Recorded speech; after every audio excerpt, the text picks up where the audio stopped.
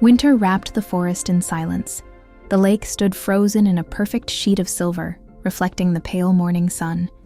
A young swan glided across the thin edges, testing the surface with gentle steps. But one patch of ice was weaker than the rest.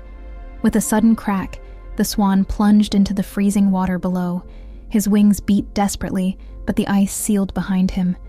Trapped. Cold. Running out of air. His muffled cries echoed beneath the ice.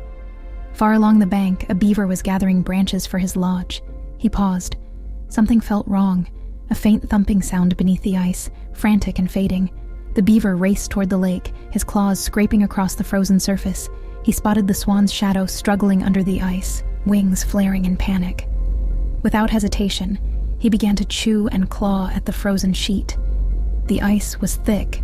He bit until his teeth ached, scraped until his paws stung.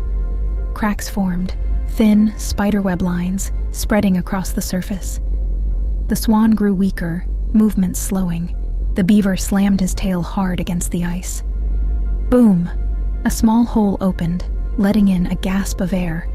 But the swan was still stuck. The beaver dove into the freezing water through the opening he'd made. His thick fur shielded him from the cold as he swam beneath the ice, nudging the swan upward with his body. Together, they pushed toward the weakened spot. Crack!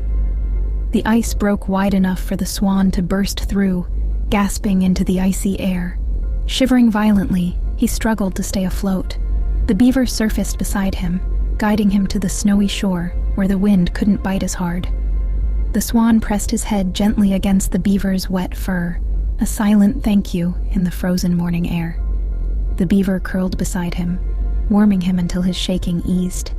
As the lake lay silent behind them, the rising sun turned the frost to gold. And that day, the forest learned that even beneath the ice, courage can break through.